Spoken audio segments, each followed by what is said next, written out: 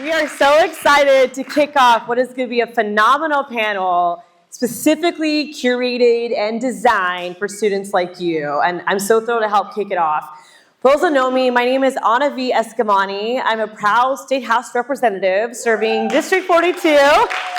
Thank you. In the Florida legislature. But what I think what makes me even more proud is that I am a fellow UCF Knight. And in fact, coming into this auditorium, it gave me a lot of deja vu, a lot of nostalgia, because I remember being a freshman in the fall of 2008 as a student right here at UCF. We had a bio for majors here, and of course it was an early morning class, and it's where I really truly begun to find my voice. Before I got to UCF, I actually grew up right here in Orlando. I went to University High School down the street, and I was a theater kid. I don't know if there's any other fellow theater kids. I see a few claps. So theater was my safe place, but I actually was not an actress. I was a techie. So I did props, costumes, set pieces, fell in love with the notion of taking nothing and making something out of it to tell stories.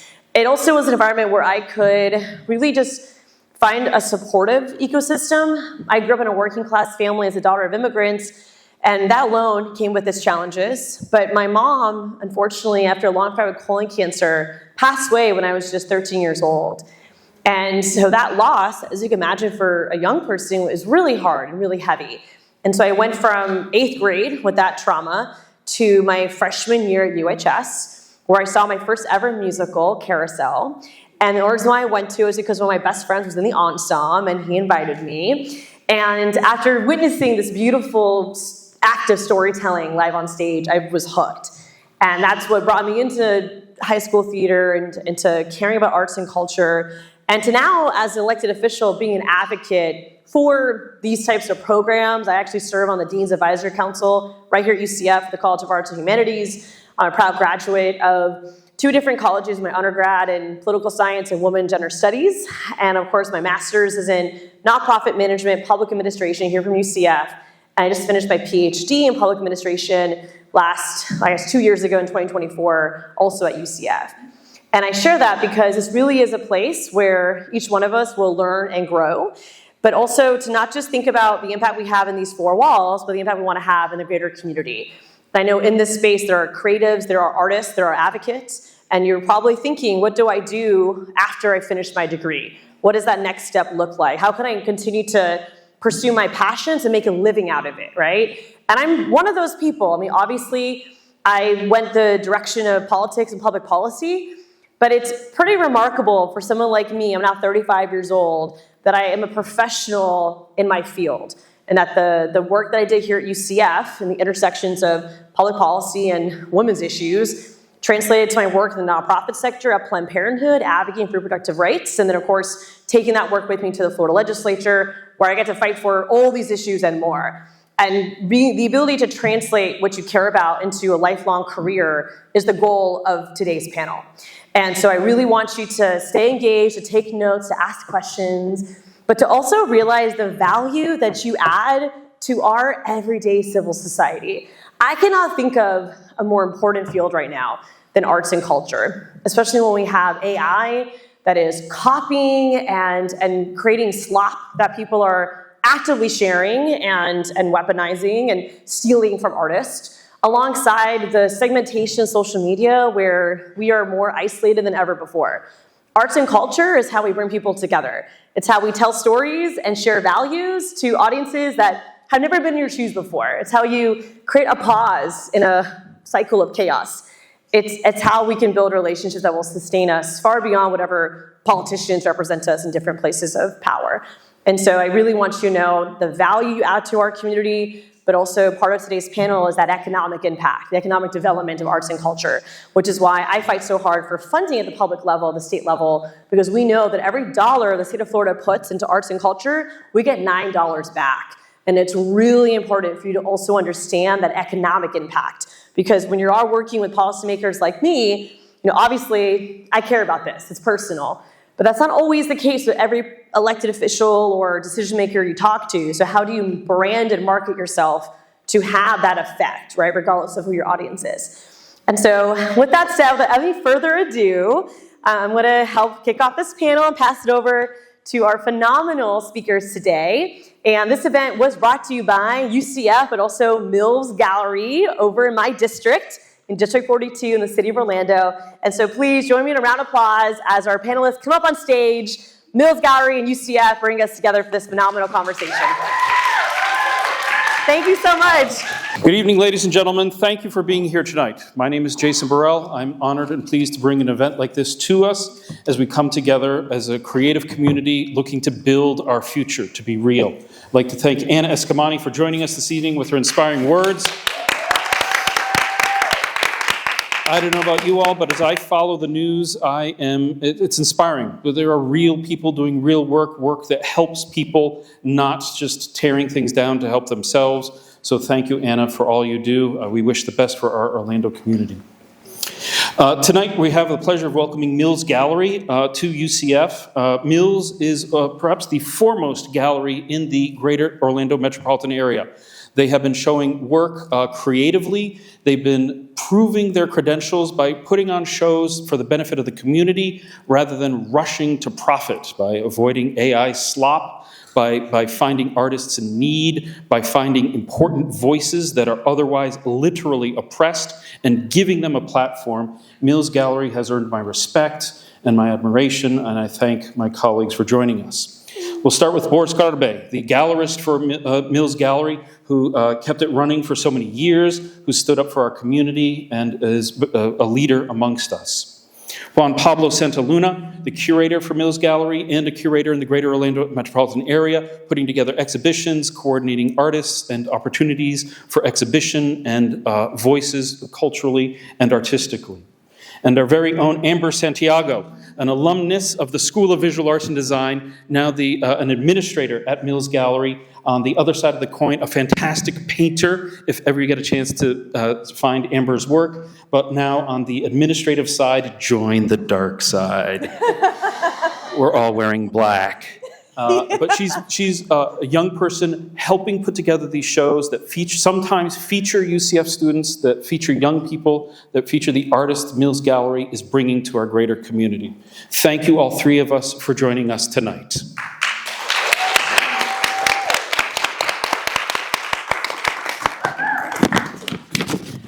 The point of the evening is to identify the individual stories that brought us to this place and identify paths that help you get an exhibition. And by learning how the gallery works, by meeting the people who work there, we'll clarify these paths. Boris, I'd like to ask you the first question.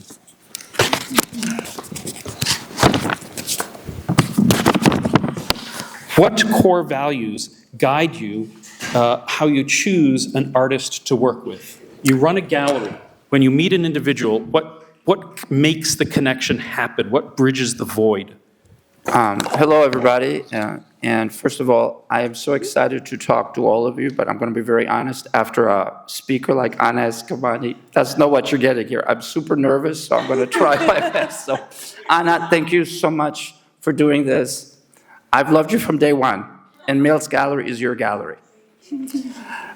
What you guys are going to see tonight here, if I don't faint, is going to be something really cool, because gallery and the art worlds are affected by what are called the gatekeepers. And gatekeepers are the people who decide what is fashionable, who is cool, whose art we should buy, etc., etc. On this stage today, you have 3 generations of gatekeepers. I am the old guard. Juan Pablo is the current guard, and Anna, she's the future. Amber, sorry, not that Anna. Amber, see, I'm losing it already. Amber is the future guard. So I want to explain that. So each guard has to do with the generation they grew up and where they learned art from. So I'm the 60s and 70s. At that point, art it was more rebellious. We were asked to go against the system, to look at the problems in the system. But for the first time, we were also told that art had a meaning. It was political. It had social implications. It was supposed to be more than just being pretty pictures.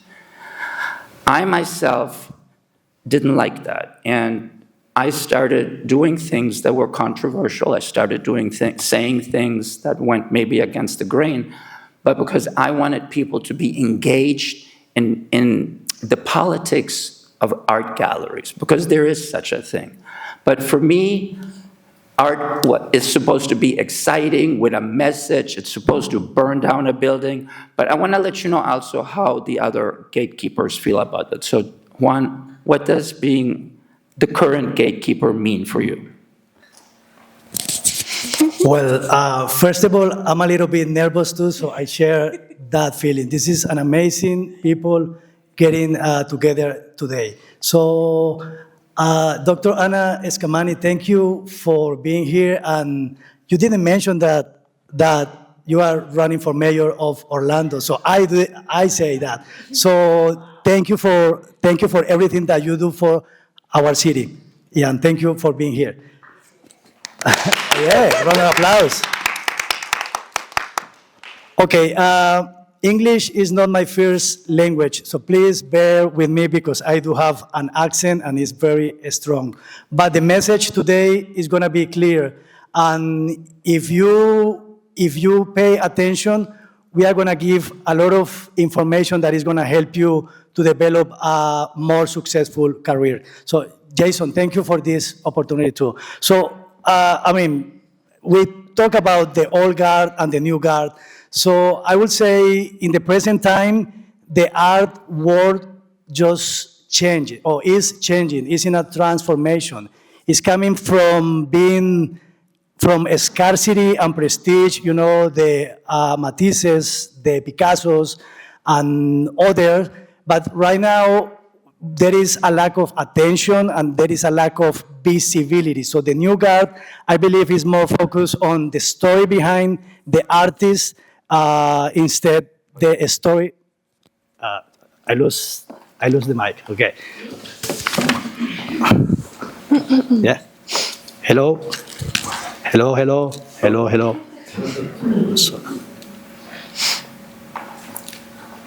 2, 3. Okay, better. Sorry. All right. So with these changes, we have new challenges.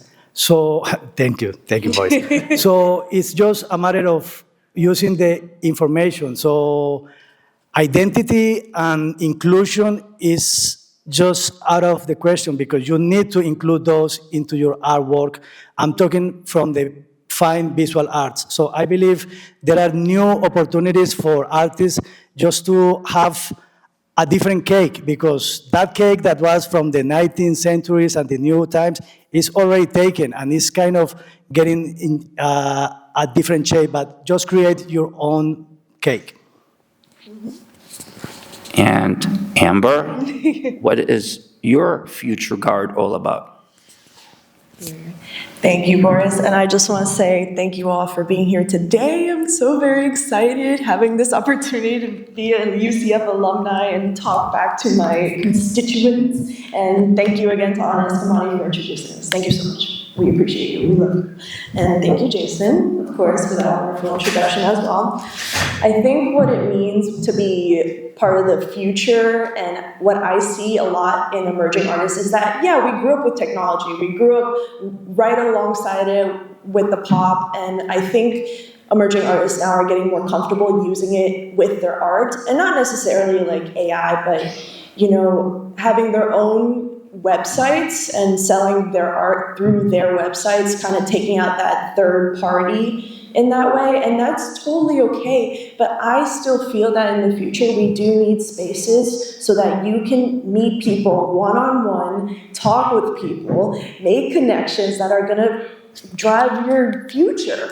And you know, the art you see in person is way, way better than seeing it online. There are colors that you can never imagine to see on the screen than you would in person, so I feel like we need more spaces like that, and I really hope it doesn't disappear, because there's already talk of spaces like that disappearing in the sense that, oh, they're going to become online, you're going to use a VR headset to go into a gallery. That terrifies me, to be honest. So on that end, I hope that we have more spaces like that, like in-person spaces, but then also, there was also this notion of a starving artist. Everyone thought that was it was a very popular term growing up, and I feel that is disappearing nowadays because there are artists becoming more comfortable with the fact that, yes, you have to make money. You have to make money from your work, and that is allowed, that is acceptable, because we would feel shamed about it.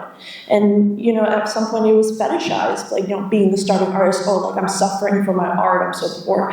But no longer, make the money from your work, sustain yourselves, grow. That's totally fine. And, alongside that, emerging artists are also really taking care of their mental health and their boundaries. That's incredibly important, especially because there are galleries out there that will take advantage of you and your artwork. They are going to try and undersell your work or take a huge chunk out of what you do sell, and it's totally unfair. And I think that practice should also continue, so that when it comes to talking about the future. So that's my piece on that. Thank you, Amber. He's not done yet, sorry. I'm generous the way I share my question. To answer your question, what values do I look like in new artists? And what I look for? Sorry, just put it on the table. So what I look. Here, do you want to use this one instead? What I look for, there we go, in our artists that I work with is, and I want you to listen to this very carefully. Yes, your art has to be good, but I also look for good people. I want you to be a person that wants to help others with your art. I want you to be able to know, I want you to know about the community you live in. I want you to know that people like Anna Eskamani are part of that community. I want you to have awareness of why your art is important. I want you to love what you do, because as Amber will say later, you can't just be good at this. You have to be excellent. You have to give 110%. Going to a gallery is a job interview. Give me everything, but show me that you are a kind human being. Thank you. Thank you, Boris. Juan, Pablo, your curatorial work, and this is a theme that Anna began with, your curatorial work is deeply informed by cultural storytelling. How can emerging artists responsibly and powerfully integrate cultural narratives into their own work? Well, that's a great question. So first of all, my point of view is from my experience in life. I don't have any academic foundation, so I come from corporate America. So I decided to follow my passion, which is arts and culture. So that's why I am here today. So please, if this does not resonate with you, just bear with me to the end, because it's going to be valuable. So as a curator, I think that an important question to ask to every artist is, why do you create? I mean, what is the intention behind your creation? So once that you answer that question, maybe you create for yourself, maybe you create for others, but once that you have clear the intention of your work, you already have like a kind of an identity. So going back to cultural references, I think that is important, that I am an artist myself.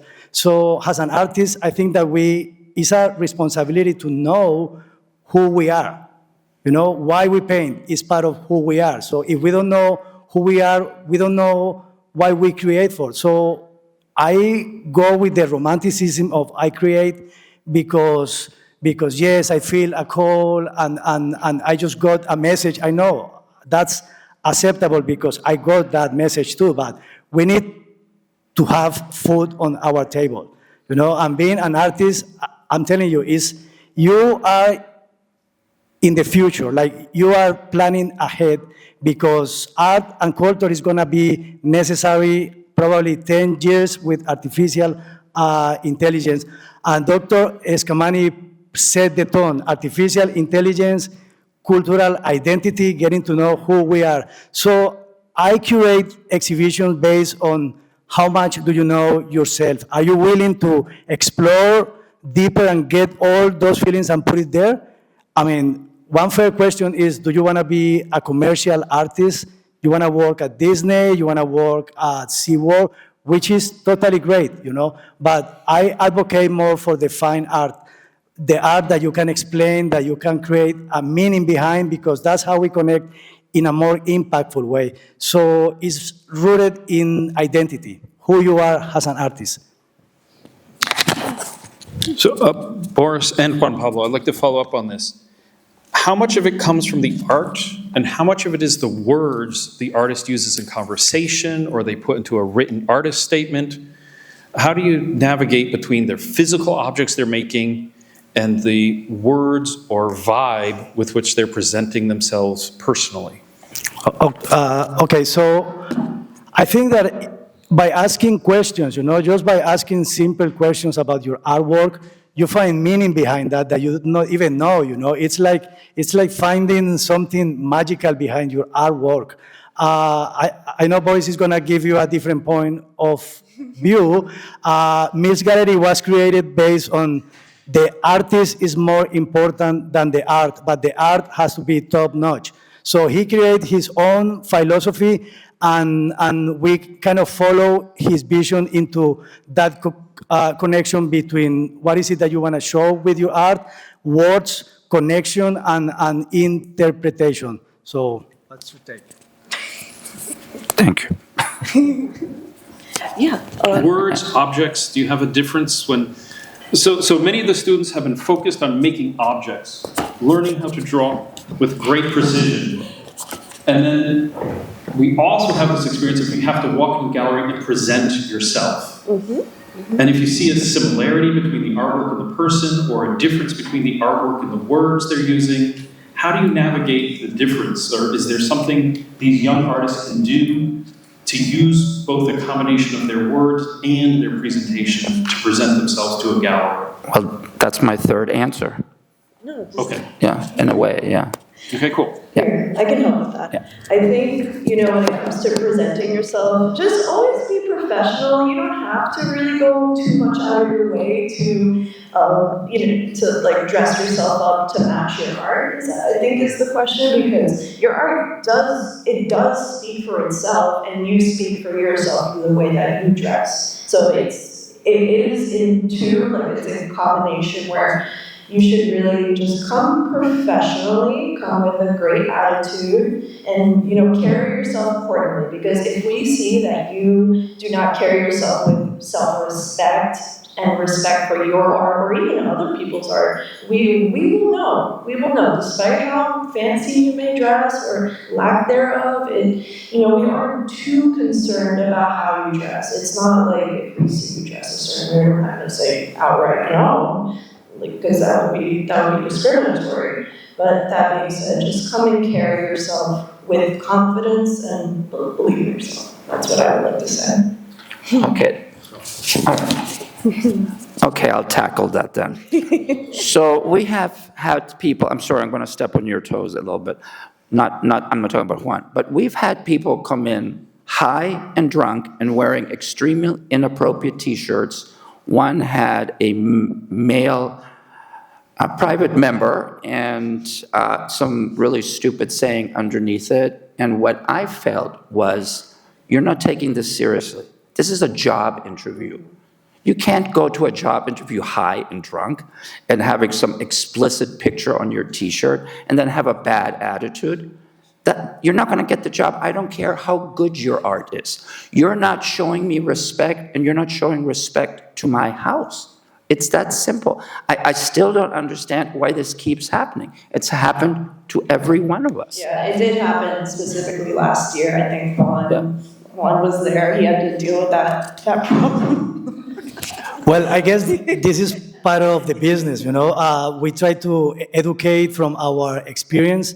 And I mean, we had the case of this interview for the Win-Win Emerging Artists exhibition. This is an emerging artists exhibition focused on self-development. So one of the candidates came to me kind of drunk, and the first question that I ask is, do you want this? Do you really want to put yourself out there?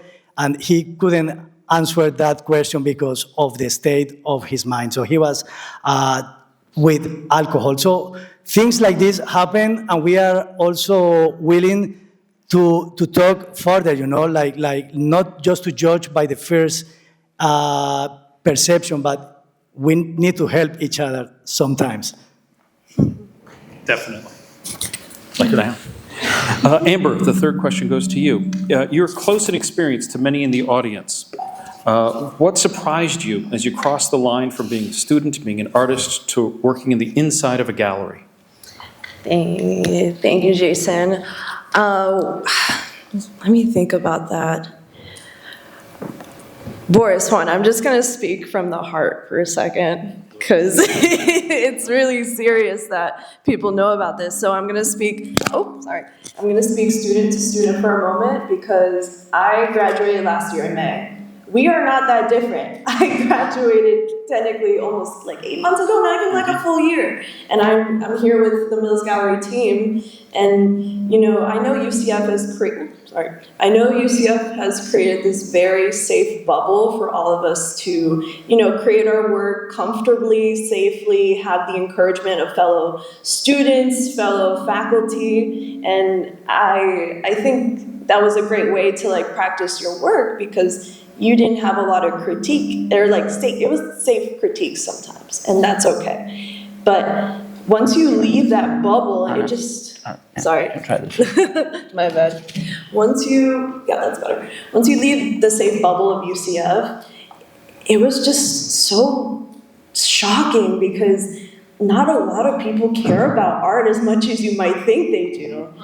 It's so sad, because you work so hard to create your own technique, your own style, all this time spent so hard to make your art, and then when you go out there, people just don't care. And what they do care about, apparently, is how it looks over their couch, how it looks over their fireplace, and it's a brutal thing to come to terms with, because, oh my God, it was just so sad. And that's what surprised me the most, was that art is furniture. Your art is their furniture. That's for some people, but is that all you're experiencing? No, definitely not. There are, it really depends on the collector as well, in the sense of who might be interested in your work, because we have had close connections with collectors that want to get close to the artist. That does happen, and they will return to the artist often and ask about their background and what their story is, not just about the technique. I found out by talking to artists at the gallery that when we call art furniture, probably the majority of them get offended, because, I feel it. I feel it when I understood what that concept means. And it is about aesthetics. Some people buy art because aesthetics, it's like, oh, this is gonna be nice, or the colors. So, but when we talk about collecting art, we see art from different perspectives. So we include the story behind that piece. We connect from the human experience. So that's probably the best idea that I have to explain those two things. So please don't get offended. We are going to get through this message. So, yeah. I don't care if you get offended. That's how they see it. They see your art as furniture. You have to toughen up. That's the reality. The majority of people who walk through the doors of a gallery have absolutely no idea about art. They think art belongs over white leather couches or near the fireplace. That's all the information they've received. And it really is, and I'm talking to you, they don't teach us anything about art in high school. And that's where it starts. I had zero art education. I had no idea, and I'm in this business that I'm really not prepared for, but I love it. But it's the truth. Don't believe that the people outside of these institutions care about art, or know about art, or want to talk to you about art. They see your creations as a product. Yeah, give it there. Oh, I'm actually not. Boris, I'd like to turn to you. Yes, thank you. How does your engagement with the LGBTQ+ community shape your curatorial vision? Okay, I don't know how being gay really affects my job in the art world. Maybe it has made me more sensitive to the fact that certain groups of individuals are not treated well, or that certain groups of people, and look, all of us on stage, well, not you, Jason, but here we have a Hispanic man, I'm a gay man, and here's a woman. All of us have been mistreated. So I think, that brings me to something that I have been criticized for several times, because I've been very open about my life. And people have asked me, why do you keep telling people that you're gay, that you're an alcoholic in recovery, 25 years sober? Why you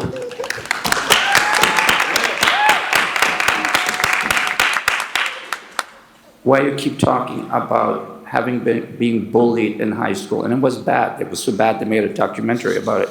Why do I keep telling all of these things? And somebody said, you are using that to advertise yourself in your gallery. And you know what I say to them? Hell yeah, I sure as hell am doing it. And you know why? Because I had to figure out a way to make my little gallery, the underdog gallery in Orlando, stand out from the other galleries. So I decided to be the honest little gallerist that told you everything about me, and decided to just let people be okay with themselves. So many people walk into a gallery and they're afraid, they're embarrassed, they don't know anything about art. And I realized, hey, I know as much as you do, let's learn together. Thank you. No, I'm not done. One of the things that I want to tell you, if any of you are lucky to be part of a group show or have a solo show, give it your all. We're going to be talking later a little bit about how to become an exciting personality. And actually, Anna, I've always wondered, how did you find the you, the public you, the Anna you? Is that through talking to people, or to... I'd love for you to answer this. How did you find the avatar that is Anna Eskamani? Okay, wow, little cameo again. Hello. And I also have some thoughts about the art being furniture. I do think that one of our challenges in Orlando is creating a culture that values art. I go to a lot of art exhibits and art galleries, and I'm always kind of taken aback by a number of folks who think it's a museum, not a gallery. So they want to see the art, they're not willing to buy the art. And so I do think that that's a cultural shift that leaders like me also have to replicate. When I buy art, I'm trying to model for my peer group, and I'm 35, right? So I'm millennial, and millennials are actually the largest demographic in Orlando. And so really trying to model that behavior, I think, is key to shifting that cultural mindset. So please know that we each are practitioners in that. If you're a creator of art, you should also be a consumer of art, but you educate your peers using not just your relationships in person, but also online. And so, don't feel dismayed by that. There is a necessary cultural shift. We're seeing it in cities like Miami, where you have this thriving art scene in Miami. We're not there yet, but we are getting there, and I think it really does start from the top.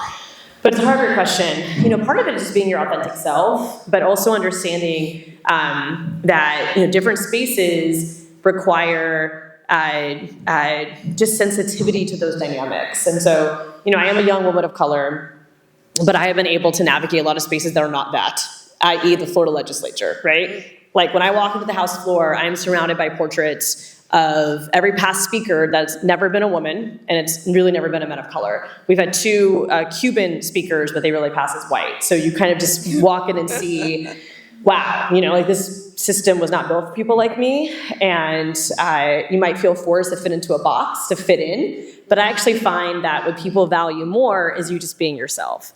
And being myself is someone who is welcoming, is inclusive, is tough to the degree of fighting for my values, but not tough in the sense that I shame people or belittle people. So it does take time just to trust your core. And you ask, how I define that, how I find that. And my core really is my mom. And I mentioned my mom's story a little bit, and she was the epitome of selflessness, and she was the epitome of just someone who gave it her all and never got a fair shot at the American dream. And so I just feel that in my bones because there's so many women like my mom, and I am living their wildest dreams. And it's my responsibility to be that happy warrior, to be tenderhearted, and to uplift those around me. Because I often think about the fact that growing up in Orlando, I didn't know who my advocates were. And I want to make sure that every child and family knows they have an advocate in someone like me, because I never knew that growing up. So I think it's also a combination of, the people around you that influence you, and then how you want to model that for the rest of the world. But the most important thing is just to be yourself, because people can detect when you're not authentic. They can tell. And so the most important thing you can do is to be yourself, and be mindful that, if you're meeting a new person, those first impressions does matter.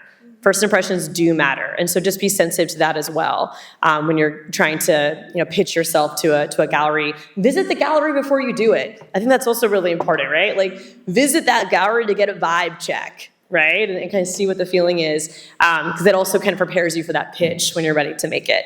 And as I pass the microphone over, we're actually going to head to another event. We have to head to another event in the district. And so I apologize for having to sneak out. But I hope you all enjoy the rest of the conversation. And thanks so much for the invitation for me to share a piece of it with you. Vote for Anna Eskamani right there. The last thing I want to say is, and thank you, Anna, for explaining that. Find your authentic self. Find your public avatar. You will have a private you, which is this person right here, and you will have your guy or woman or person on stage. Because the avatar that I have is this guy. And this is the best part of me that I can be. I'm kind, I'm funny, I care for my co-workers, I care for you. The best Boris there ever is. Find who the best you is and bring him to the gallery and talk to the customers and bring the best you to the world. Because one of our jobs is to make the world better. And I'll get to that on my closing words. I'm not just saying la la, happy thoughts. I'll explain this to you. It all makes sense. It's a business move. Thank you. Juan Pablo. How do you engage with the community in a way that is genuine and not for appearances? Genuinely and not just for appearance. So I believe this question is regarding to kind of stereotypes, but I'm going to just tell you a little bit about what is Mills Gallery. Mills Gallery is not a conventional art gallery. So a conventional art gallery probably have a number of artists on display, maybe 2 or 3 pieces of that artist, and they don't require that you are there to tell your story. You just leave your artwork and you come back in a month to collect your money. The model that we use is unconventional because we do care about the artist, but also the type of art has to be wonderful. So I always motivate the artist to think outside the normal thinking field, like if you have been painting the same thing for 10, 20 years, go out there and explore other communities. This is where cultural diplomacy gets in play, because by getting to know other communities, by painting about other communities, maybe you want to bring a political message with respect.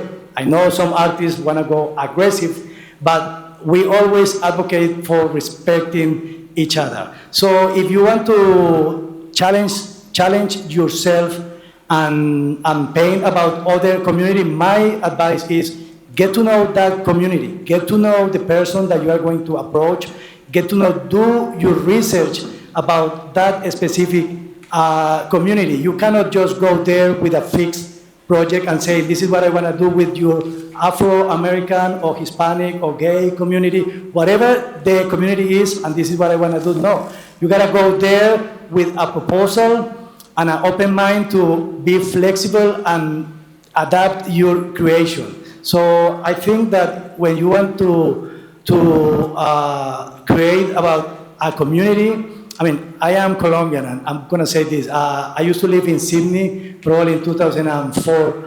And every time I say I'm Colombian, people always identify me with Pablo Escobar, cocaine, or prostitution, and all these type of stereotypes. So I know about stereotypes.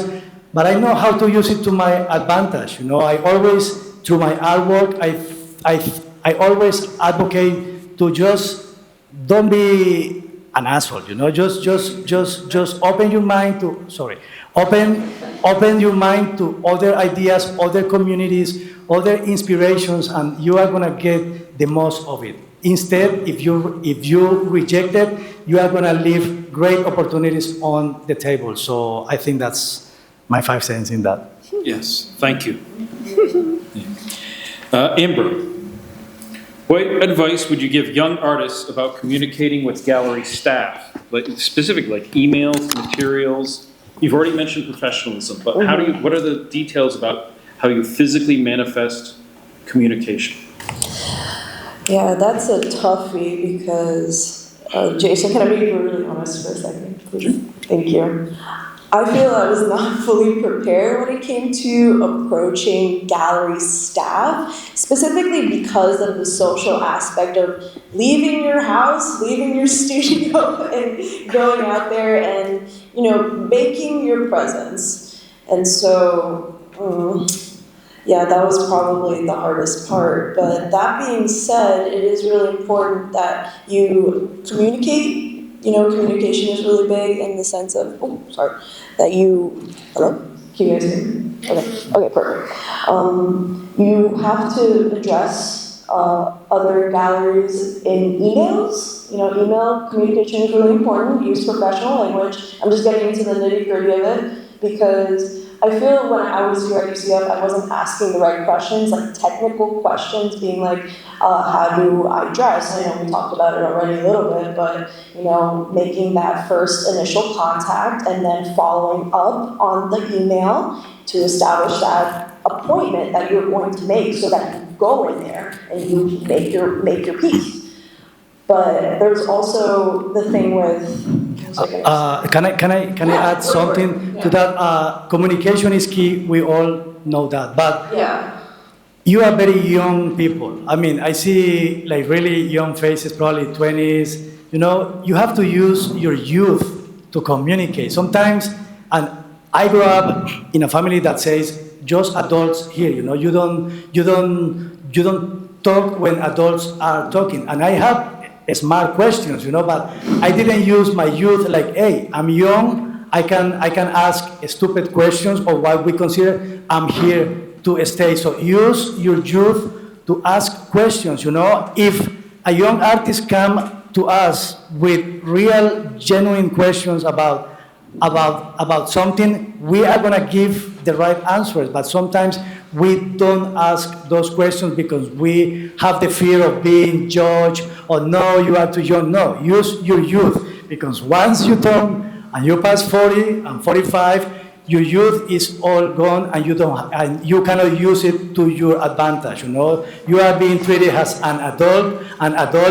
We are not allowed to be stupid there, but we are allowed. Okay, so please use your youth. So I want to add that to the communication style. No, thank you. Thank you so much. And I also want to say that thank God when I went in for my interview, I had done research on who runs the gallery. You have to know who is there, who's going to make that decision to let you in or not. And when I did my research, I found out that actually Juan Pablo had received like a special recognition from Maxwell Alejandro Frost as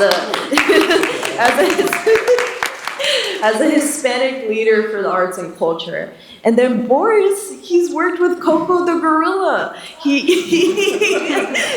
think that's really cool. He had actually facilitated the first interspecies communication here in Florida between hearing children and gorillas using sign language. I was a Spanish and sign language teacher in Maitland, Florida, and they wrote a couple of articles about me.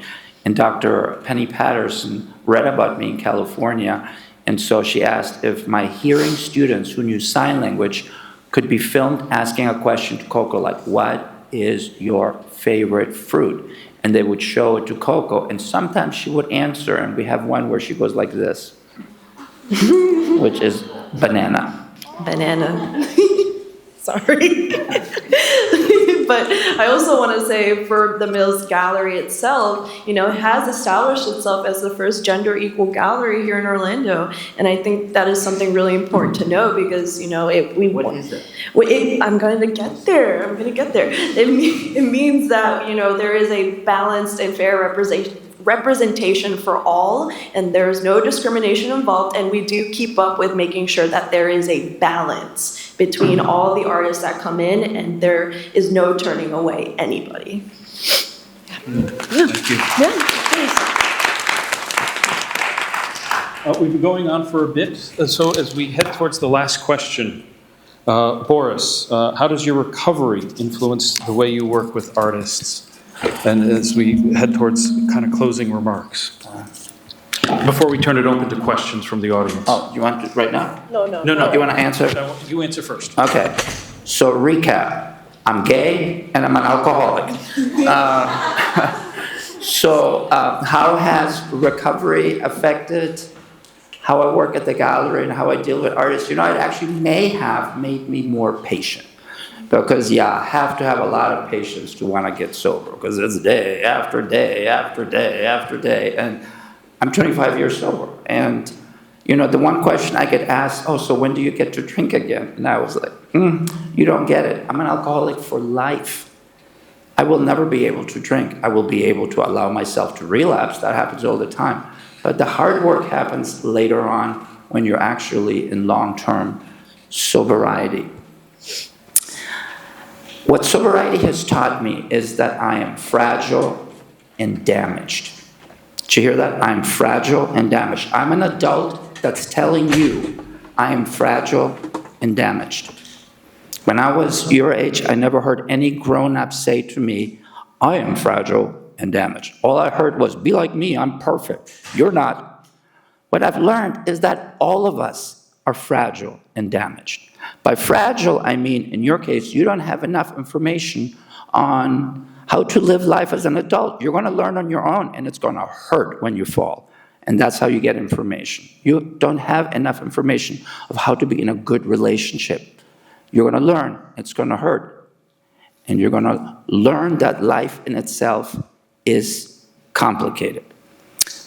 I like talking to artists who are aware of their fragility. You guys are artists. You paint about yourself. The stuff you put on the canvas is your pain. You might want to fight me at this point, but you'll remember my words.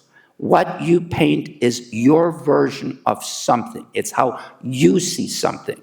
It's your pain. It's your anger. It's your joy. It's your happiness. So when you are not able to talk about your art, because let me ask you something, you don't have to answer, please, but we get so many artists that I ask them, what is an artist?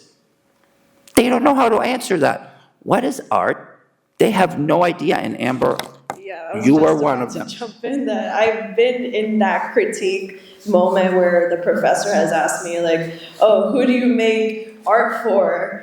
And for some reason, I thought I had to come up with this elaborate answer, but she's like, no, you make it for yourself first and foremost. Because, if it's not you, then who else would it be for? It can be for other people, but it should be for you first. Yeah. That's all. For example, if you ask somebody, what does a mechanic do? You know the answer, that he fixes things, cars. What does a doctor do? He heals people. But why is it that you guys can't answer the question, what does an artist do? Because you can't. Think about it. You really don't know how to answer that, do you? And the answer is actually very simple. You're showing them a part of yourself, whether it's an happy part, an angry part, a part that wants to question society and the rules. Your art is about you. Now, this ties in about how you present yourself, of having your avatar. Who do you want to be when you introduce your art, which is your children, to the world, to the art society? I have gotten in trouble for, may I use one bad word? We're recording. All right, I won't. I've gotten in trouble because in an interview I said, I don't give a something about art. I care deeply about the artist. because I care more about you guys than the product. And the reason is because without the artist, there's no art. And for about 1.5 years, the newspapers kind of left me alone. Mills Gallery became kind of a joke. I was the guy who didn't like art, who runs Mills Gallery. And then 2 years later, AI comes in. And let me tell you something. I'm still waiting for my public apology, because AI is taking over everything. And you heard Anna Eskamani talk about that, and it's happening. You can now ask AI to create a painting in the style of the artist Ambar Santiago, and you will get it, and it's for free. And eventually, it's going to take stuff away from you guys that it shouldn't. So be vigilant about it. Create a personality that's strong and vibrant. Make sure that people know who you are. Because if people know who you are, they won't be able to steal from you so easily. They still will steal, but not so easily, My last point about AI, and I hope not to be insulting. AI is a tool. Okay? And I understand that it can be used for the good. I use AI. I do, for writing and stuff like that. But if you use AI to create art, then you become a tool. And it's a tool that I will not allow in my gallery. I, at this point, have closed Mills Gallery to AI art. Maybe I'll change my mind. But we've had people in there who brought in AI art. They lied to us. They said, I did this. And I don't know if you guys understand how AI works. There are labs in California where you can send them an image of something that you did, and there is a robot with a robotic hand that will transfer the image onto a canvas using acrylic, anything, oils, acrylic, watercolors, and it looks like it was painted by hand. Right now, it's still in its experimental stage, and it is very expensive. But we know how society goes. Eventually, it will be like the 3D printing machines. It might be so easy and cheap that every house has it. I am telling you, some of the things that you're dealing with are technology that I don't know how they will be overcome. But what you're learning in this great institution by men like you is that you don't give up hope. Keep fighting the good fight. All of the major jobs or institutions are dealing with, look at music. You guys, you know that you can now create your own song and record it and put it to music and even create a video for yourself singing that song. And it costs how much? $0, because the apps do it, Just be hyper aware that you have to be a personality so that people know who you are. So when you come to a gallery and you come to a job interview well prepared, you come across the right way. Juan Pablo, I want you to tell them something. And I want all of you to listen. Listen closely to this, because we asked the artists a very interesting question, and I'm always surprised at what they say. Well, that question is, do you want to be rich and famous? So sometimes artists get offended and they say, no, I don't want to be rich and famous. I just want to paint. I don't want to sell my creations. And this is the honest truth. We see this very often. But when we talk about rich and being famous, is having a platform and having the means, like Boris said, to help others. Because we are all about helping others. We found out, I did it in my journey, that by helping others, the blessings came just without thinking about it. Here, so can I jump in? I just want to be honest and say I did not pass that test. I said, no, I don't want to be rich and famous, because for some reason we are shamed in a way to feel bad about wanting money, and wanting money from our career. And I think Boris and Juan have really turned it around for me in the sense that there's such importance in helping others, and sometimes you can't do that without the necessary funds. It's philanthropy. And so that's another mission of Mills I think we need to talk more about. But yeah, I did not pass that question. There is nothing wrong for success. And imagine this job interview. You come to a company and they ask you, are you going to give it your all? Are you going to try to be a success? and you're like, oh no, I'm just going to do what's required. That's the equivalent of, no, I don't want to be rich and famous. Of course you want to be rich, because then you have money and you can help other people. And of course you want to be famous, because then you have a platform and people will write about you. And by the way, famous does not mean celebrity. Famous means that the people in your field know who you are, that galleries know who you are, that museums know you are. Celebrity is something different. Celebrity is what you're wearing, where you're eating, who you're sleeping with. That's different. You want to be rich and famous so you can help people. Thank you. Juan Pablo.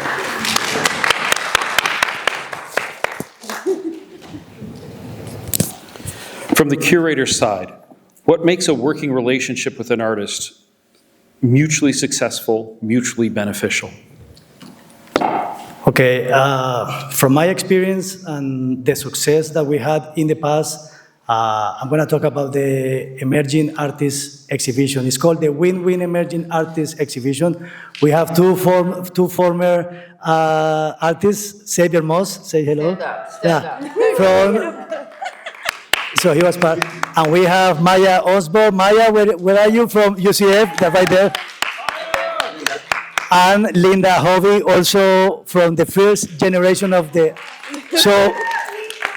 So the Win-Win Emerging Artists Exhibition is a great example of how we can work together with artists. So this is more like a boot camp for emerging artists who are willing to tell their story, to step into pain, into joy, into all the human experience in order to tell their story.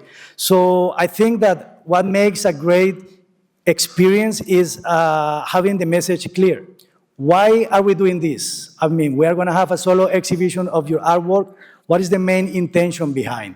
Are we gonna sell the full collection because you are committed to us? Are you gonna be able to talk about your story of life? Are you gonna be able to maybe, we dig deep into the life of the artist, because I believe that most of our art comes from, maybe you disagree, but from our child traumas. We have different experiences in life. We had some of us, or we have a story to tell. Something bad happened to us that put us in that position of, I want to create. That's my opinion, and I know that some of you disagree. But from the curatorial space, getting to know who you are is the ingredient which is going to be key in our relationship. So I think that that's what makes a connection between the artist and the gallery successful from the Mills Gallery side. I know some of you have traveled the distance, some people have taken off from work to be here tonight, so I'd really like to turn it over to questions from the audience. What do you want to know? How can we help you get into galleries and make your dreams come true? Mia, you had your hand up first. If I were to put a piece into a gallery tomorrow, what would I be doing right now, tonight? Can I answer that? Promo. Yes, go ahead. No, Go sorry, ahead. I Go did ahead. not wait. Do it. But yeah, promote yourself first and foremost, because yes, we will be helping with that, but you should also take the responsibility and the mantle of promoting the event, being out there, creating, for Instagram, we do reels, videos, we actually do interviews as well. So as long as you're open to those opportunities as well, and being okay with being out there like that, because we will put you out there. And I don't know if other galleries will, but I know we will. That being said, that's what I want to say. You want to say something? I forgot what I was going to say. Okay, it's going to get back to you. So, Mia, if you want to showcase one of your pieces tomorrow, I would say that's in a hurry. So my advice is take the time to study if your artwork is going to fit the art gallery, right? If it's going to make a sense for the people that works there, do research about the gallery that you want to connect with. One of our main goals is to connect Orlando with Miami and New York art scene, because we believe that we can help each other. So if it's an art gallery in New York, before you go there, just do some research about the things that that gallery has done for the community. Maybe you find out that that's not the best fit for you. So doing a previous research is going to help you. Sometimes being in a hurry to showcase one piece of art, it is a mistake if you don't think twice. So yeah, that's it. Okay, I remember. And now AI comes in. Have you ever Googled yourself on AI? Any of you? Can I just see by a raise of hands, how many people have Googled themselves? Okay. Yeah, that's a decent- Again, nice. how many of you were happy with what you saw or read? So I would, because you're UCF students, I would encourage you, and I mean this is real, what I'm going to ask you to do. Google what it says about Ambar Santiago later today. Because Ambar has only been in the art world for 6 months, 8 months officially, and you will be surprised what AI is saying about this young woman. And the reason AI is saying these things is because she's putting out there things about herself. Now, granted, she's had the great honor of being interviewed 3 times. She's interviewed Terry Olson, who's one of the architects of the Orlando art scene. We have encouraged her to interview other artists, and she now loves it, and she does it. She is posting on Facebook. Look, when we talk to one of you, we know you're probably new, and that's fine. But we also want to see that you have game, because the greatest advocate for your art is you guys. I'm the 60-year-old man that, it's not easy for me to, I only do Facebook. That's the only thing I can do. That's for me. But this is your stuff. This is easy for you. And post as much as you can. Because if I can Google 3 or 4 things about you, and your name comes up 3 or 4 times, I'm happy. When I first started with Juan, I was like, when I met him and we started working together, you weren't that much into it, and I said, how many times does your picture come up on Google? And he said, I don't know, and we Googled him and it was 4 times. Now his picture comes up around 104 times. He has a presence. And that's because if people don't know who you are, you will be overlooked, I'm sorry. And you're the generation that knows how to work with AI and all of these, what are they called? Social media. Sorry. See, I'm that old. You are the guys that know how to do social media. Do it well. Do it well. Thank you.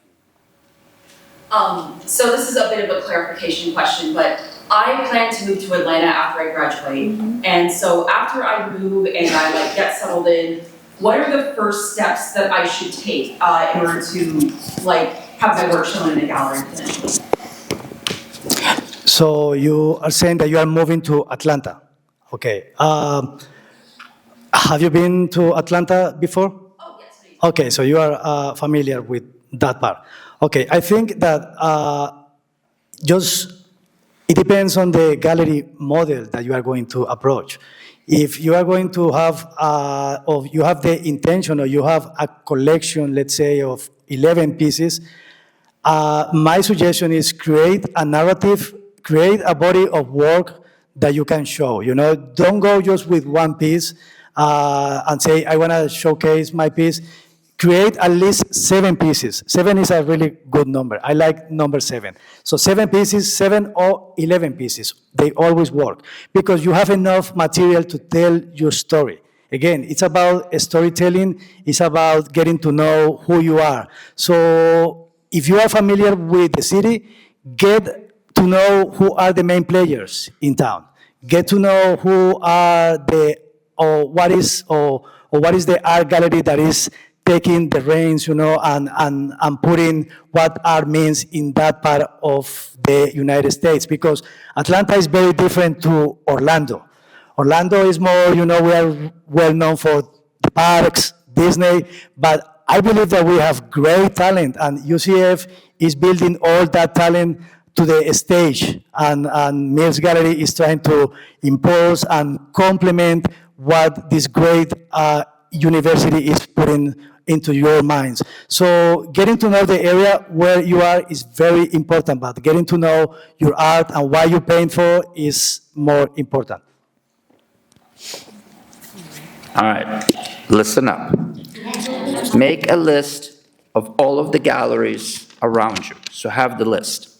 Then go on Google and find out what they are. Are there fine art artists, or is it an artist that does just a special kind? There are artists that only show sculptures, for example, or there are artists, galleries that only show flowers.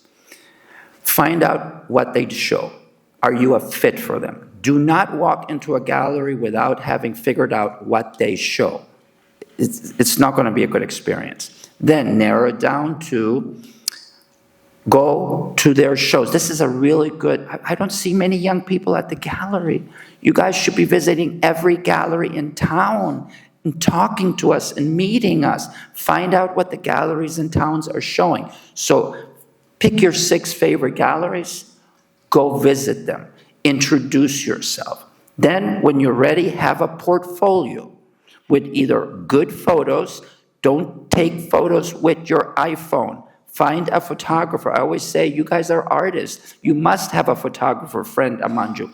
Do a trade. I'll give you one of my paintings if you take 20 photos of my art. Because believe me, that shows me that you care.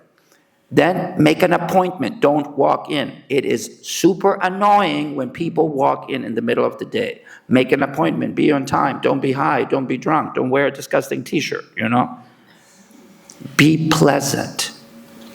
Be happy. Ask them, I want to help your gallery. What do you want me to do? I will advertise. I have yet to meet an artist who comes in and says, how can I help my exhibition? Tell me how I can advertise the exhibition. I'm going to be posting on Facebook every single day. I haven't met that person yet. We tell the artists, right?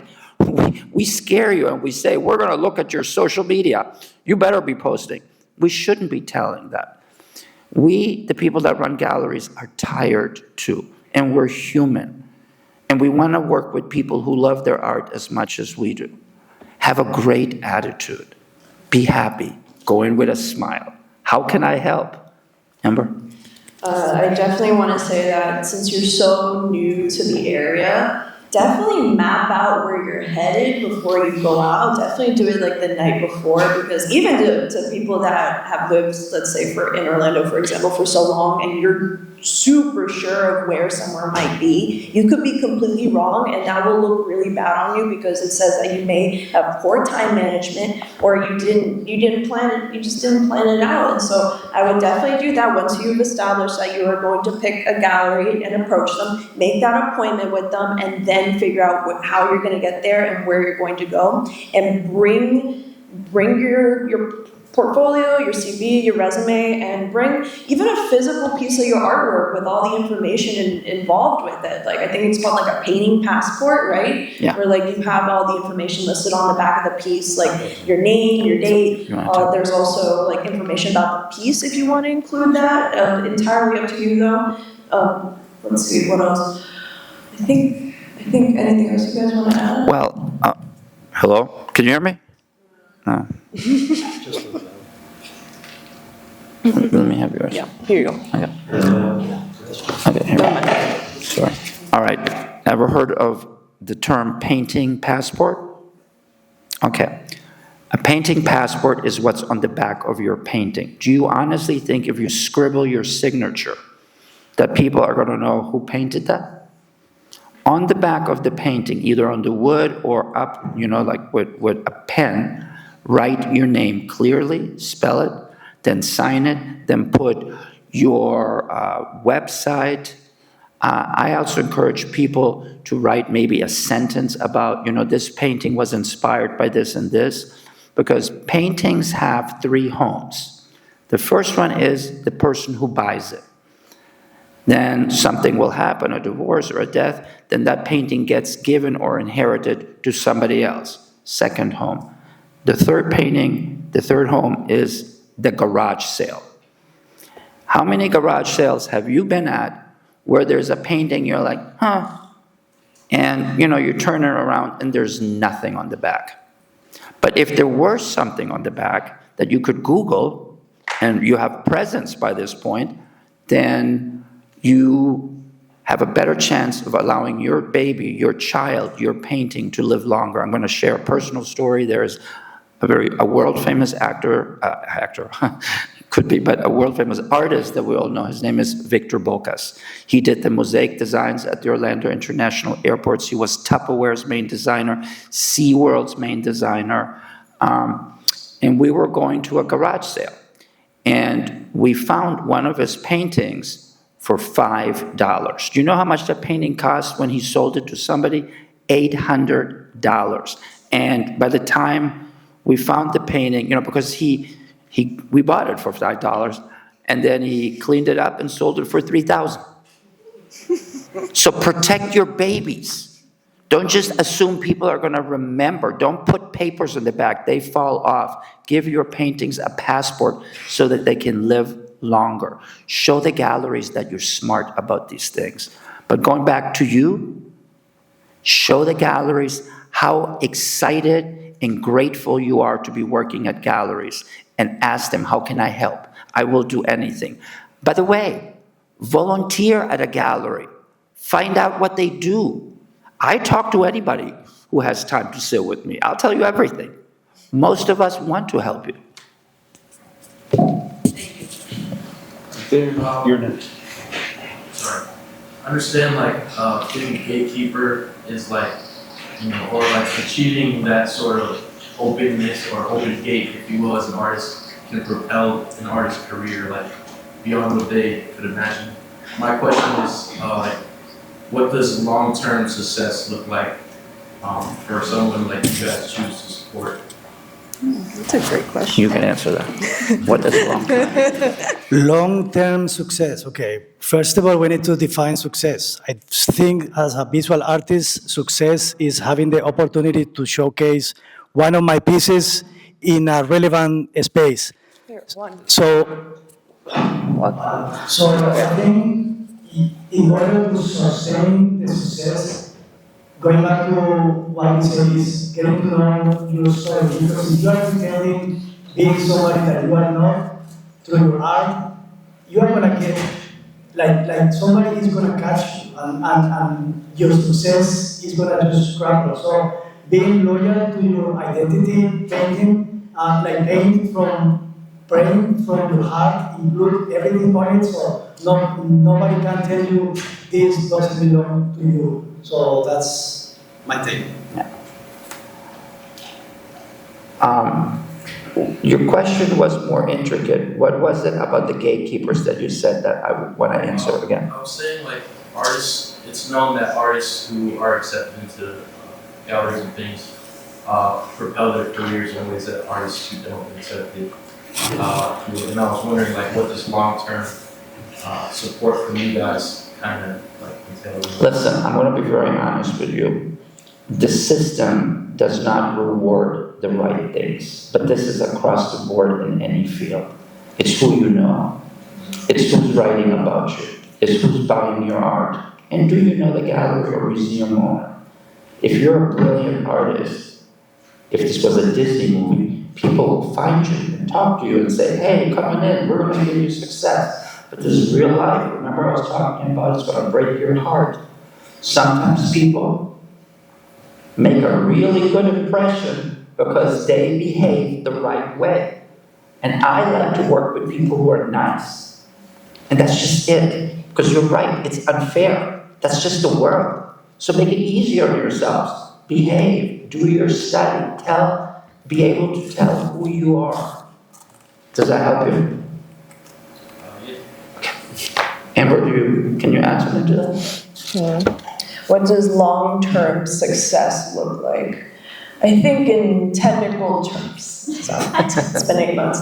I think long-term would be, I guess maybe you want to know more about the financial side of things, maybe? About yeah, that too. Someone you support, where can they? Yeah.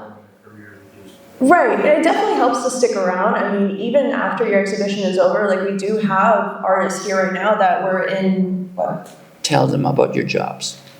My what? My jobs? Yeah, because that is the true story of like your separate jobs.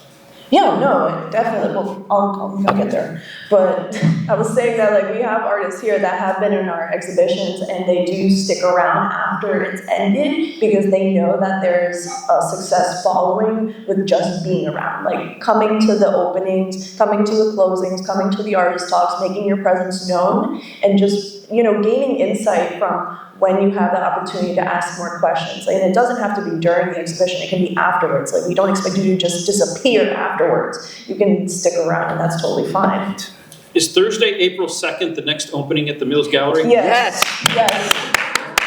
We have Terry Olson's Exotic Landscapes of Morocco, and he is going to have his whole entourage right there because he's called the arts instigator, and he will have so many people there, and he has special prizes that he's going to raffle off, and his photography is astounding. It has a story behind it about his journey to Morocco while filming a documentary. And so there are some very interesting conversations to be had, and there's going to be a lot of important people there. So if you are interested in stepping in and talking to these people, that certainly helps. Networking, I mean, networking, you have to do it as an artist too.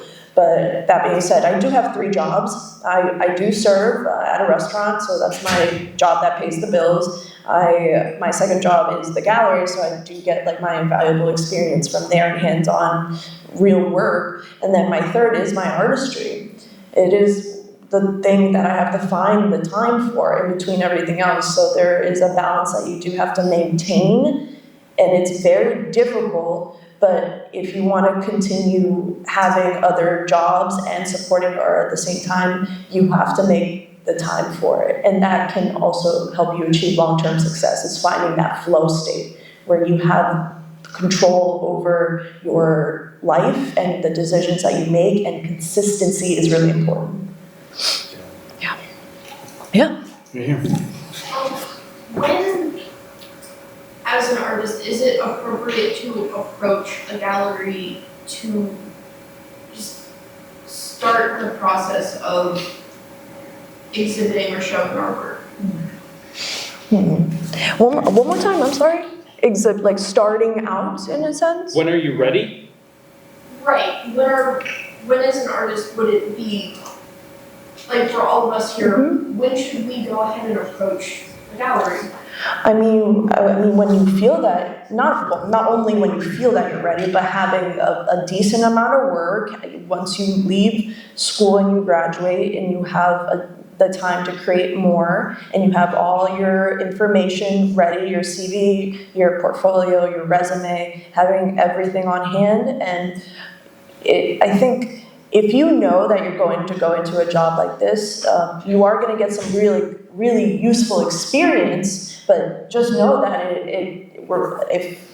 it's not going to be just for you. You're going to have to use it to help others. And I think that's also really important because you can use that information to help yourself too. And so in terms of when you're feeling ready, I can't speak for you. I just know that once I graduated, it was the first thing I wanted to do, because if you are serious about it and this is like your dream, you do it as soon as you have all those tools and those weapons, basically. That's what I want to say. All right, my take is, that's a great question. I asked the same question when I decided to quit my corporate life and just invest my full time into the arts and culture. So I think that you are ready, you are ready to show ideas when you know your story. We go back to that. Like it's not, okay, my art looks good, I'm just happy with this result. No, it's just looking at the mirror and saying, okay, this is going to be hard, this is going to be an experience, but I'm willing to learn, I'm willing to be guided, and I'm willing to just adapt my point of view toward your advantage. So I think you know you are ready when you are ready to talk about your art with property and with love and with respect. So that's my take. Yeah, I just want to bounce off of that. It's really important to be ready to learn, because at least at Mills we will teach you new things, and you have to be open to at least hearing them. Because I know what it's like being at other galleries as an artist. Like, they ask you to drop off your work, you don't see it for maybe 3 months, and then they call you and they're like, okay, that's it, it's over, come pick it up, and that's that. But working in a gallery, just be ready to learn things that you didn't know before. That's all. Just be open.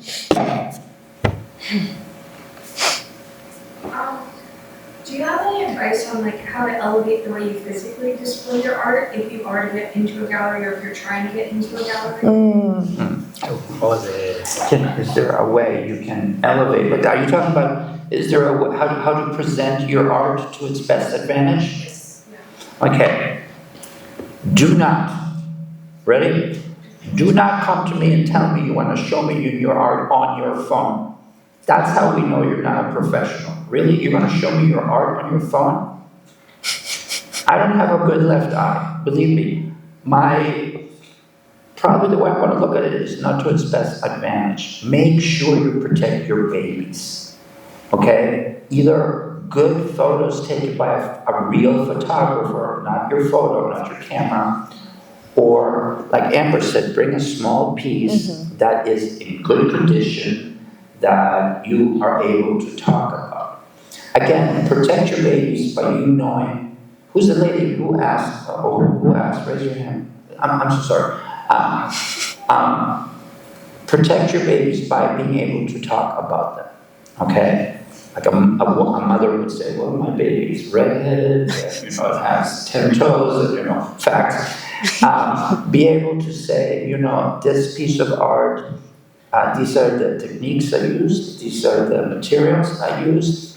Tell a story about it. I was very happy when I painted this. Don't bring sad and depressed art to a gallery your first time around, because you're trying to make a sale here, Just, again, it goes back to have your positive avatar, be happy, be helpful, and when you're ready, when you're ready. Most of you will know when you're ready. But again, visit galleries, go to exhibitions, talk to us. We'll talk to all of you. Have good questions. These are great questions, by the way. I can give at least a couple practical examples on the art itself, like the physical art. Make sure your edges are nice and clean. Make sure that they're ready for the wall, because, we have had cases where the art is, we do studio visits, but then once the art is delivered, it's not the same as it was when we had the studio visit. And, sometimes it is on us with the artist's permission to help make sure it's gallery ready. And it is going out of our way, I will say, because we understand artists, but it is your responsibility to make sure that they're ready for the wall. They have the wire, and the wire is properly aligned, 1/3 down the piece. You measure it, you take the first upper third, put that wire in with D-rings, and make sure it's a strong wire, it's the correct one. And there's videos online, trust me, it's not that difficult to find, but, don't bring in your work unhung or not ready to hang, and then the edges are all gross and nasty, and you haven't touched the piece in a while. I've had to wipe down pieces before that were framed, and they had the glass, and the glass was disgusting. It must have been sitting in a garage for ages, and I went out of my way to do that. Thank God I did, because they sold. But it's things like that. Just upkeep. They are your babies. Yes. Hannah in the back. If you have a lot of professional experience on your CV, what do you recommend when presenting? Or probably not? Okay, so I'll answer that first. If you have a solo show of any sort, that goes first. If you have group shows, that goes last. If you have group shows only, put the ones that have been shown at the most respected institution. How do you know that? Google it. Your education. If it's here, your education is at the top. I'm from here. What I like to see, because this has happened, that we've had two equal artists, once in their matched education, they matched art. What do I look then? How have they helped the community? Do you volunteer? Do you do anything good? Put that on your resume, because it will help us choose. I'll just say something, again, the volunteering part covers it, but when you meet with them, also offer to help. But show us that you're a good person. Sometimes my decision is based on how much they serve the community. Okay? I think you can also, as an artist who has to fill up the CV, you can also put in like honorable mentions if you've gotten like awards online from art. Maybe it's not like an exhibition or something along those lines where you've submitted it and you didn't get to be in it, but they will give you a mention, they will give you a certificate along with that. And I think that is some padding you can put in the CV, which doesn't hurt because it's also legitimate. It's, it counts. Right, from my perspective, I believe that just letting people know what you have done in your artistic life. So putting every single exhibition or dual exhibition or collective exhibition is going to help. But also, I think that it's important the experience that you have probably working in a different field. Sometimes we don't feel proud of what we do, because stereotypes again, but we look for people that know how to work with other people. So if you work doing tables or something that you don't want to mention that has human connection, I work with that also. So yes, that's my take. Gabby, do you have a question in the back there? Yes, sir. This is a question more for the grad students, but as grad students who are just starting our degree, maybe halfway through, what is something that we should be doing now in our grad program to be successful once we're graduated and we're running out into the job market, trying to get into galleries, do things like that, but what we did now in this moment to set us up for success after? I don't think you should wait, because you are in the grad program, you've already gotten past the bachelor's degree, and that you should not wait until you leave the school to find opportunities like that, and you should start making those connections within the arts and cultural community here in Orlando, because if you go all this way for a master's in fine art, and you leave and you have nothing, like it doesn't look good in my opinion, because it means that yes, you stayed in the studio for a really long time and honing your craft, but then that means you didn't think about leaving it. And I think you should really pursue those opportunities while you're there, especially at that stage. That's why I'm like, do that now, because as a bachelor's degree in fine arts, you still can get away with like that you're still learning in the learning stage, but you're at a secondary level where you are able to get away with it. So that's just what I want to say, that just go for it. Can you hear me? Yeah. Perfect. First of all, I just wanted to thank you guys for taking the time out to talk to us and answer questions. Yeah. Second of all, we wish you when you were starting out. Small invisible rule. What is one small invisible rule that you need to know as you're starting out? Okay.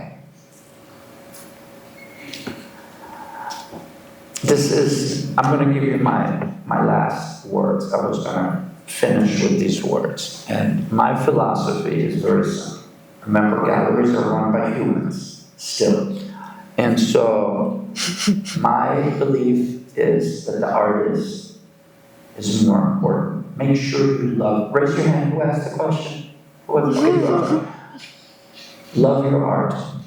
Let me know why I need to hang your art on my walls.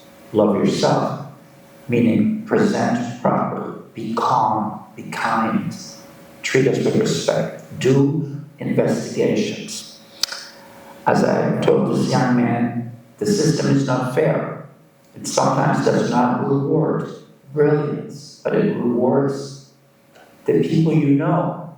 Get to know a lot of people, go to gallery opens, meet the owners, talk to artists, because you're going to get more information from going to a gallery and meeting the owners and artists than by talking to your friends. The third thing I was going to say, we need a more human and humane model. The art gallery world I hate to say this, but we're a business. But the church is a business. Everything is a business. Understand that you are coming to my gallery to make money for me, which we will share with you. But at the end of the day, I hate to disillusion you. It's about money. Show us how you will be profitable for us. Show us that you will get us good reviews. Tell us how you're going to help us. Tell us how you're going to advertise. Tell us how you're going to be fully invested, like Amber says, 110%. Find out who you are, present correctly, and be kind. Okay.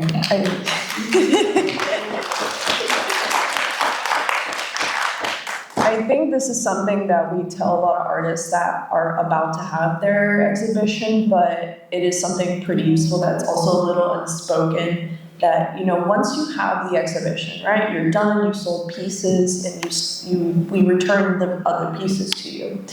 You can't go and undersell your work at a garage sale or anything, being like, hey, big discount because the show is over and I don't have to pay out those people anymore. Don't do that, because we will find out. We will find out, and then you're never going to be able to show in another gallery if we do find out. And I think, you know, it's really unfair because we do give you so many resources, like the promotions, the materials for success. And then you go out and you undersell your work, which we've elevated you. You are now at a point where you can go to another gallery and get even better. Like, it's a step, like stairs. So if you go and you sell your work out of your garage at an extremely discounted rate, please don't, because then you will be blackballed, as they say. So, and it's not said enough. Also, these three individuals run Mill's gallery. If I don't like your art, he might, or she might. Somebody at the gallery might like your art. Don't give up. Keep talking to people. Keep coming back. Don't give up easily. Okay, and I believe that the invisible rule is, besides don't give up, stole my line, but don't get discouraged. The art world is brutal out there, but you have the preparation by UCF, you have the tools, but don't get discouraged. You know, like we as an artist, we tend to romanticize all our art, but don't get discouraged if somebody say, oh, that is a piece of, you know, or that doesn't resonate with me. Don't get discouraged. We are the future of civilization. Believe me, artists, arts and culture are the future. Everything is going to be more digital. Artificial intelligence is here to stay. So don't get discouraged. Keep moving forward. Keep opening doors. Doors are going to be closed one and another time and more time, but don't get discouraged. Just keep painting and keep painting from a place where you want to help others. Don't get discouraged, please. Here in the front row, please. Yes, mine is not actually a question for you guys, it's actually going on to something that is said to direct everybody else, because I really appreciate you guys prioritize the artist as an artist itself, because without the artist, there would be no art. So, especially because we're in college and a lot of students come from high school, I feel like everyone's still growing into themselves and still trying to figure out who they are, who they're maybe like taking classes and trying to learn the methods and everything needed to create art. But I want to emphasize for everybody how important it is for you to also work on who you are as a person, because you're still figuring that out and be for the rest of your life, and you should not wait for anyone to give you permission to be who you are supposed to be and who you want to be. Can you say that into the microphone? Stand up.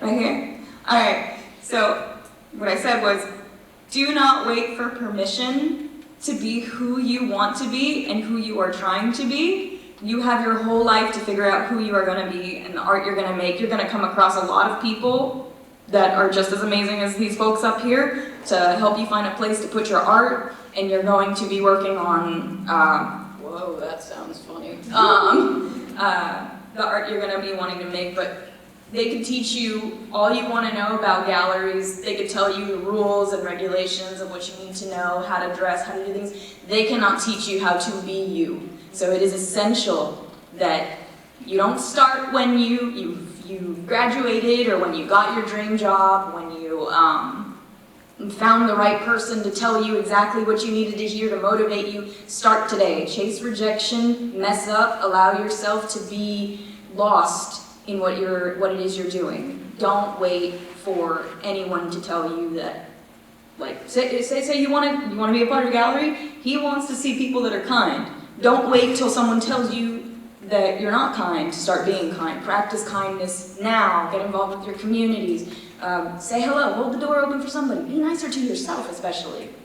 Art is a very, very self-judgmental space. And I feel like we cut ourselves apart a lot more than we need to, but that's part of the beauty of critiquing yourself, is that you know what to work on. So take those things that you don't like, hone them into something you do like, and be the person you want to be tomorrow, the next day, and the day after that. You will be working on that for the rest of your life.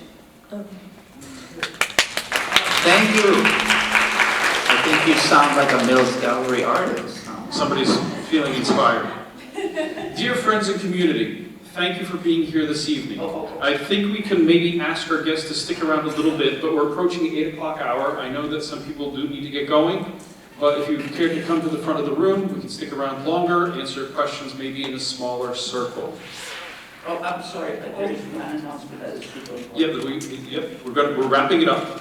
For myself, I'd like to say thank you again to everyone here, the students, to my faculty colleagues who brought classes. Thank you so much for your kindness and patience.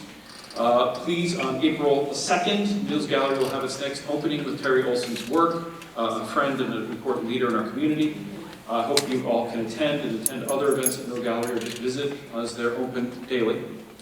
If you see me in the hallway and you have any follow-up questions, I might be able to answer your questions, but if not, please ask me anyways.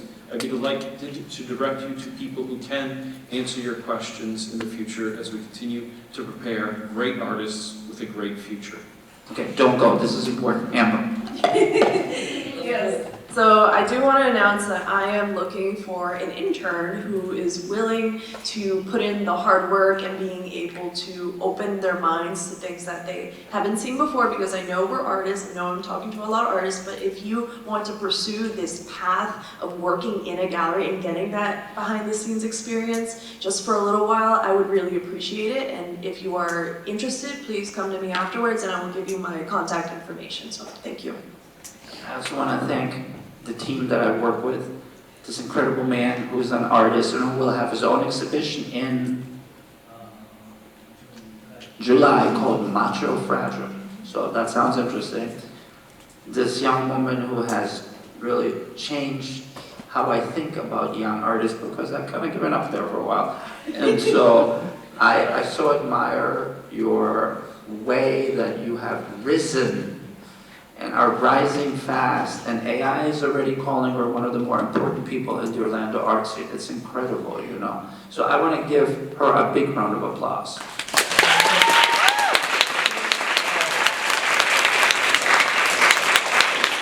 I also want to say thank you, Jason, for believing in us, especially in me, because I'm kind of like the underdog in the art scene, and for always trusting my instinct.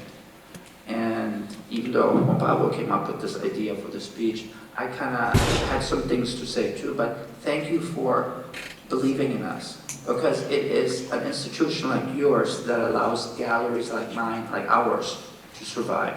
Thank you.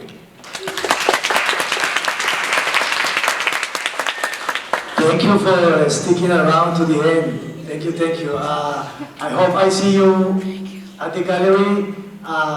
Ask some questions, don't be afraid, just use your youth toward your advantage.